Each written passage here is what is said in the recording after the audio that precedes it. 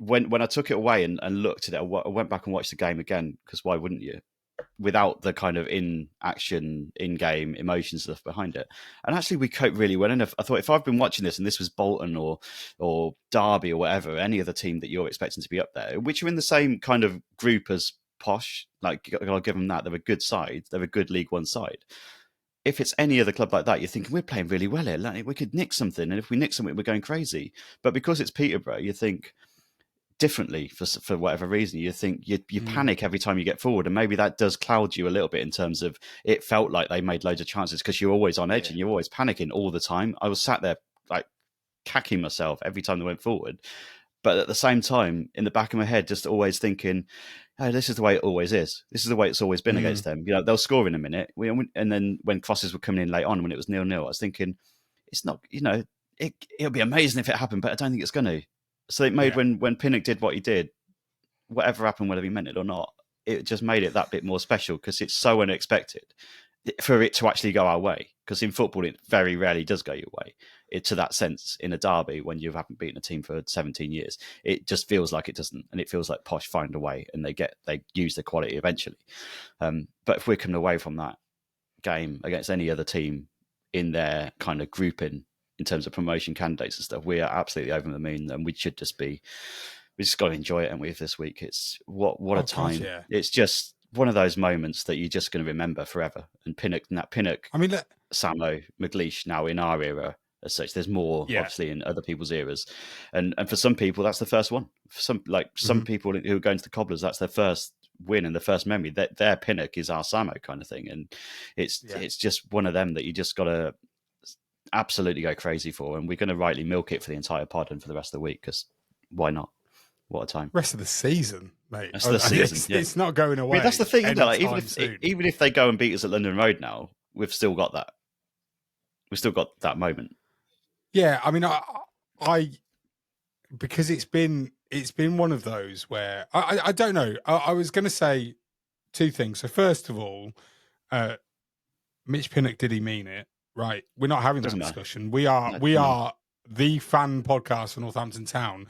He meant it. Don't give a shit. Everybody else can turn around and go, yeah, whatever, he didn't mean it. Mitch can put up his WhatsApp screenshots saying that he was going to attempt something. I genuinely believe that when he said that they're aware that the keeper likes to sort of be quite far off of his line, or when they're in possession, when there's basically very little threat. And I think when you get to the back end of the game like that, then what's the harm in trying it? If you do that in the complete opposite moment of the match, so the very beginning, in the first couple of minutes, you're giving them a warning that we know, aren't you? So you don't try it really until later. It is kind of like a last resort. So I do think to myself, okay, I will give it to him all day long. There is no way that I'm playing this down. Absolutely not. Mitch Pinnock sees the fact, or knows the fact. He doesn't need to see it. He just knows that the keeper is probably off of his line, and that there is a chance that if he hits this goalward, it will catch him out. And lo and behold, it did. And I think the only thing, and Mitch Pinnock said this himself, didn't he, that the only thing that he kind of wishes had been slightly different is that maybe the keeper had been further off his line, or if he'd hit it harder so that it actually hit the back of the net and wasn't just a just over the line situation. I felt like that made it more of a moment, though. The fact that we didn't know for a couple of seconds. If it goes straight in, we're all like straight up. But I think because there's that 2-second pause, I feel like it made it more special in some ways. There's a little bit of is that in? It is. It's been given. Yeah. That kind of moment. I agree. I mean, but I think for me, the fact that I'd been sort of, what do they say that you do if you kind of not foresee it? I'm trying to think. You try and picture something, the thing that you want to happen. You picture it in your head, and it will become more likely to happen. Now, obviously, we're talking about when you're actually in control of something. So it might be a case of, I don't know, I really want, I don't know, this podcast to get nominated for, you know, an award or something, then you then do all of you can. Yeah, that's the one. Visualization. You do all you can to try and make sure that it happens, kind of. You're going all Noel Edmonds on us. I am, aren't I?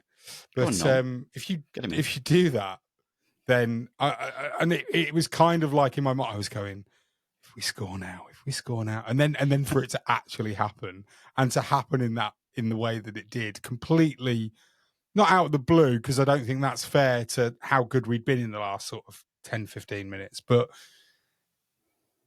it wasn't like there was a build up to that happening, was there?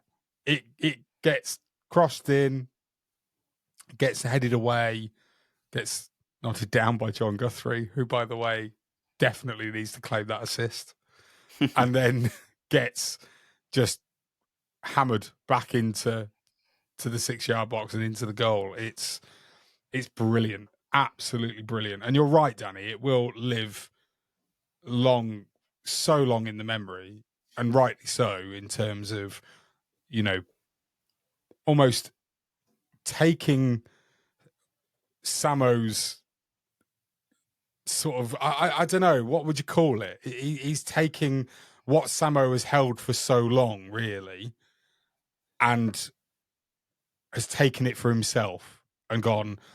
Samo's handed the mantle over, basically, to Mitch Pinnock now.